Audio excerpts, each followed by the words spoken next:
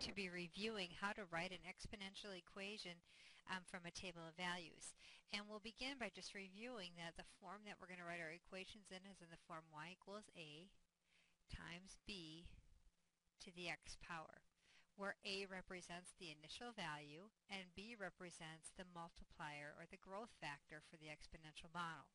Now, we'll probably notice a couple of things about this table of values that we have right away. First thing you're probably going to notice is that we do have growth here, that we have going from a 6 to a 15 to a 34 is going to represent something that's getting bigger.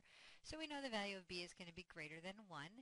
We also notice that we are missing some values. We've got the third term, the fifth term, and the seventh term, but we don't have the in-between values. And we also don't have the starting value because we don't know where x equals 0. So let's begin by rewriting this table, including those values that we're missing. So I'm going to rewrite this as 3, 4, 5, and I guess I don't need to write all of them because I won't be using all of the values, but I'll probably use the first one 6.75. The second one, I don't know that yet, I'll find it. And then the fifth one is 15.1875.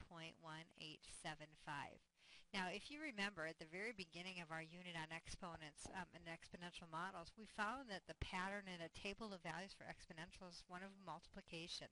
So we know that to get from, say, 6.75 to the next term, we have to multiply by some number, and we call that number b. To get from this one to this one, we also have to multiply by that same number, and we again will call that b. So to get from 6.75 to 15.1875, we're going to have to multiply by b twice. I'm going to write an equation that shows me how to do that. I'll start at 6.75. I'm going to multiply by b and then by b again, which is the same as multiplying by b squared, and the result of that will be 15.1875. Now I have an equation here, and I'm just going to solve that for b. So we'll divide both sides by 6.75. I'm going to grab my calculator and type that in. And when you do, you'll get b squared equals 2.25. The next thing we'll do is take the square root of both sides. Keep in mind, b, of course, is a positive number because it's an exponential equation, so we won't write plus or minus today. We'll just write b equals 1.5. So we've already answered half of our problem. We now know that this is going to have a multiplier of 1.5. Now the next thing that we're going to want to do is find the starting value, the value of a. So let's write down our equation that we know so far. Here's what we know so far. We know y equals a, which we don't know yet, times 1.5 to the x power. And what we're going to do now is we're going to write another equation that's going to help us to figure out what a is. And to do that, we're going to grab a pair of values from our table. We can use any of the three that are given. I'll use the first one, the smallest numbers. I'm going to replace the y with 6.75. I'm going to replace the x with 3. And now I have an equation that I can solve for a. I'll begin by cubing the 1.5, so that'll be 6.75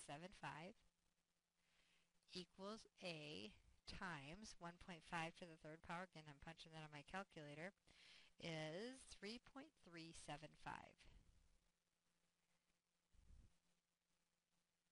Divide both sides of this equation by 3.375, and a ends up being 2. I now have everything I need to write the equation. I found the multiplier, I found the initial starting value, and I'm going to write my final answer now. The final answer is y equals a, which we found to be 2, b, which we found to be 1.5 to the x power. And that is our exponential model that fits this table of values.